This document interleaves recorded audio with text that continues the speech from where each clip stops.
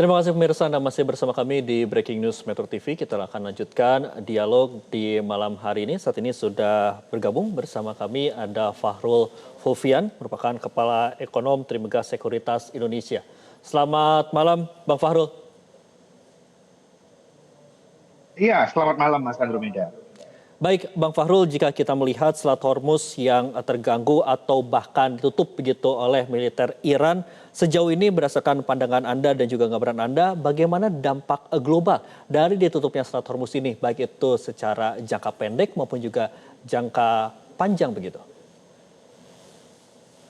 Iya, pada dasarnya kita harus sadar bahwa serangan Amerika Serikat dan juga Israel ke Iran itu telah mengubah konstelasi geopolitik di Timur Tengah, terutama ini terkait dengan suplai minyak, yang mana ini menunjukkan bahwa dalam beberapa waktu ke depan, sampai waktu yang belum bisa kita definisikan kapan selesainya, bahwa akan ada disrupsi terkait dengan suplai minyak, ini terkait dengan Selat Hormuz, yang merupakan sekitar 20% dari suplai minyak dunia lewat di sana. Ini dalam jangka pendek akan menyebabkan ketidakpastian suplai, dan dalam jangka pendek, dalam 1 minggu ke depan, kita akan melihat harga minyak akan ada kecenderungan naik. Ini yang kita lihat. Karena kan para konsumen pasti akan mensecure dulu suplai mereka dalam beberapa bulan ke depan.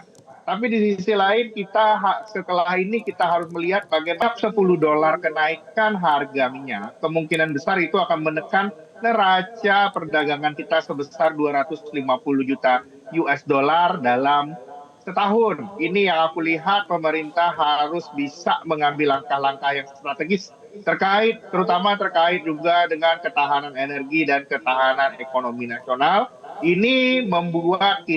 Kondisi ini membuat kita harus berubah ya, dari orientasi hanya mengejar pertumbuhan ekonomi yang tinggi, kita harus lebih banyak lagi meningkatkan sisi ketahanan dari perekonomian kita. Kita harus bahas bagaimana suplai minyak kita, apakah sudah cukup dalam waktu 6 bulan sampai 12 bulan ke depan. Kita juga harus memperbaiki energi mix kita. Kita tidak boleh tergantung hanya dari satu sumber, baik itu sumber dalam bentuk energinya apa, ataupun dari sisi negara penyuplainya. Pak Fahrul, kemudian kalau Anda lihat begitu berdasarkan dari kepakaran Anda untuk terkait dengan konflik ini, apakah konflik ini di Selat Hormuz ini akan dapat memicu krisis rantai pasokan global yang lebih luas? Dan kemudian sektor apa yang paling rentan akan terkena terlebih dahulu? Saya lihat resiko untuk pasokan global itu pada dasarnya dari tahun lalu ya, karena ini bukan merupakan hal yang tidak diprediksi sebelumnya. Itu ada kemungkinan besar problemnya, cuman itu hanya 80%. Saya rasa kalau terkait dengan sektor apa yang kita kira-kira bakalan terdampak, kita lihat kemungkinan besar yang harus kita lihat di Indonesia, spillover-nya kemungkinan besar akan ada dari kenaikan inflasi, terutama dari sisi harga energi, dan juga habis ini terkait juga dengan harga logistik. Dan di sektor-sektor harga inflasi kita akan melihat bahwa perekonomian dari negara-negara tersebut harus switch dari mode mengejar pertumbuhan ke mode bertahan. Ini yang akan kita lihat dalam beberapa waktu ke depan, dan ini juga harus menjadi catatan yang penting untuk kebijakan pemerintah di Indonesia juga. Pak Fahrul, kalau kita ketahui bahwa serangan dari Iran sendiri kan terjadi pada hari Sabtu kemarin begitu. Kita ketahui bersama juga bahwa esok hari ini pasar akan dibuka. Berdasarkan dari pengamatan Anda dan juga analisis Anda sendiri, bagaimana ketika nanti di esok hari pasar akan dibuka? Apakah ini juga akan sedikit banyak akan memberikan pengaruh besar, terutama terkait dengan pasar, atau seperti apa, Pak? Saya rasa untuk sektor-sektor yang terkait dengan impor itu kemungkinan besar akan tertekan ya di pasar besok. Sementara di satu sisi kita harus juga ingat bahwa kondisi dari Iran ini akan membuat harga komoditas itu tetap tinggi. Saya memandang sektor komoditas akan cenderung bertahan. Nah, di sini kita lihat urgensinya dari pemerintah itu harus melihat secara struktur ekonomi kita, yang mana kita akan cenderung tetap diuntungkan dari kenaikan harga komoditas. Kita harus menggunakan leverage yang kita punya ini secara strategis.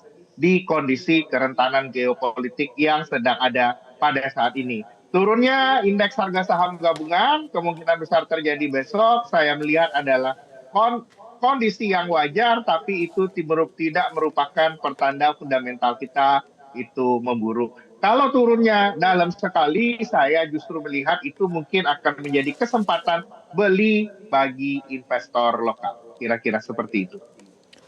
Baik, kami akan mempertegas kembali Pak Fahrul. Jadi berdasarkan dari analisis Anda bahwa serangan ini tentu akan memberikan pengaruh terhadap IHSG. Apakah benar demikian Pak Fahrul? Iya, benar. Akan mempengaruhi IHSG pada besok hari. Apakah ini memberikan pengaruhnya ini cukup besar begitu ataupun juga akan seperti apa berdasarkan dari analisis Anda di esok hari? Saya lihat dampaknya akan cukup besar untuk sektor-sektor saham yang terkait dengan importir. Yang terkait dengan importir, mungkin yang terkait dengan pupuk, yang terkait dengan minyak, yang menggunakan inputnya minyak itu akan kemungkinan tertekan, dan juga sektor terkait dengan otomotif kemungkinan besar juga akan tertekan. Tapi sektor-sektor yang terkait dengan komoditas itu sendiri dan perusahaan dari sisi migas sendiri itu kemungkinan besar masih akan mendapatkan sentimen positif. Kira-kira seperti itu. Pak Fahrul, ketika Anda melihat begitu dengan adanya ketidakpastian global, kemudian kalau kami melihat bahwa kemarin juga baru ada juga terjadi kejadian di Venezuela, kemudian hari ini di Iran, dengan berbagai macam persoalan ketidakpastian global ini, seberapa pengaruhkah begitu pasar yang akan terjadi di esok hari? Apakah ini akan berdampak secara signifikan atau seperti apa, Pak? Saya lihat satu hal ya, perang yang kejadian di Venezuela dan lalu juga kejadian di Iran, tren yang mulai terlihat adalah dengan adanya teknologi yang baru, perang ini kemungkinan besar tidak akan terjadi. Fahrul.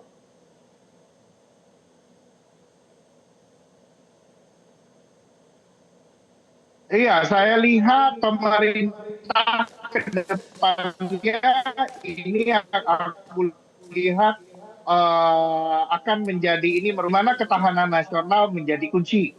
Jadi kita jaga oleh pemerintah. Yaitu yang pertama, manajemen cadangan energi dan diversifikasi pasokan. Jadi energi ini tidak hanya minyak, kita juga harus terkait dengan energi baru terbarukan, gas dan lain-lain. Lalu pemerintah harus memberikan adanya buffer fiskal yang cukup untuk menyerap adanya shock harga.